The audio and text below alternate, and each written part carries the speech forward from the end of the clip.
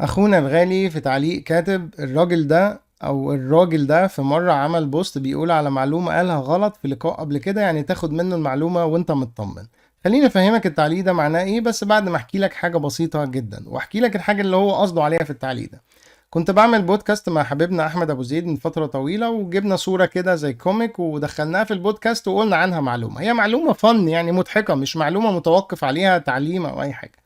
بعد فترة اكتشفت انه الصورة دي كوميك، الكلام اللي كان مكتوب فيها واحد عامله كده ايه تريقة، مش حقيقي. يعني معلومة اصلا مش مؤذية لحد، لكن عشان انا اتعلمت الموضوع ده من زمان بفضل الله، وربنا انعم عليا ان انا لو غلطان في حاجة اروح اقول، رحت منزل بوست على الفيسبوك وحطيت الصورة وقلت للناس يا جماعة لو انتم متابعين البودكاست اللي انا عملته مع احمد ابو زيد في معلومة كذا كذا كذا قلتها، المعلومة دي غلط والصورة دي كوميك مش حقيقية، وانا قلت ان هي ساعتها حقيقية ومكتوب فيها كلام كذا وكذا وكذا.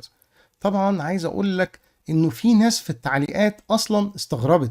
في واحد لقيته في التعليقات كاتب لي انا مستغرب ان الناس اتبسطت جدا من ان واحد بيعترف بغلطه.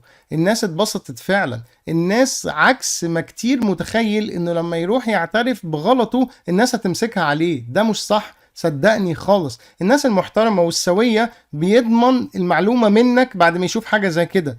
انا اعترفت بحاجة قلتها غلط مثلا في فيديو، الناس كده هتحبك وتحترمك، هتاخد منك العلم وهي مطمنة لانك مش بتقاوح وتجادل. كل الناس بتغلط، وكل الناس اللي بتحكي في فيديوهات وبتعمل انشاء لمحتوى على مدار السنين في معلومات بيقولوها غلط في النص، لكن في اللي بيطلع يقول انا قلت كذا وكذا وكذا غلط، او ينوه في نفس الفيديو يكتب تعليق او حاجة، او يرد في لايف يقول، وفي اللي بيطنش الموضوع خالص جايز ما يكونش عارف انه غلط. فالفكرة هنا انه بعض الناس فاهمة ان انا لما اعترف بغلطي الموضوع بيتمسك عليا وبتذل بعد كده.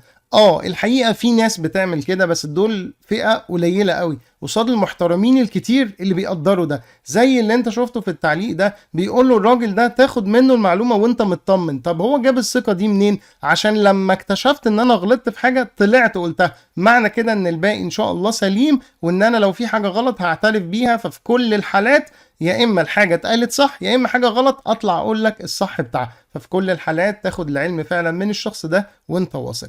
لو في حاجه انت غلطت فيها اعترف وقول عشان الناس هتحبك وتحترمك، وسيبك من الفئه الصغيره اللي ممكن تذلك او تضايقك او يقول لك ما انت هبت قبل كده والكلام ده. الشيطان بيدخل لك من الحته دي صدقني، يقول لك بلاش تعترف عشان هيفضل بقى ماسكها عليك، خليه يمسكها عليك، ايه المشكله؟ بالعكس ده ممكن يبقى حاجه، ودي ممكن تبقى حاجه كويسه جدا ليك. لما حد يمسك عليك حاجة زي كده يخليك تتحرى الدقة في المعلومات، بعد كده تفتكر ان في واحد ضايقك وذلك تقول انا لازم اتأكد من المعلومة دي قبل ما اقولها، عشان يوم كذا قلت معلومة غلط وصاحبي يمسكها عليا وبهدلني. يعني ممكن الحاجة السلبية اللي انت شايفها دي تتحول لحاجة ايجابية تخليك تجيب المعلومات بشكل احسن. لو اكتشفت يا صديقي ان انت غلطت في حاجة اطلع وقول، الناس هتحبك وتحترمك صدقني.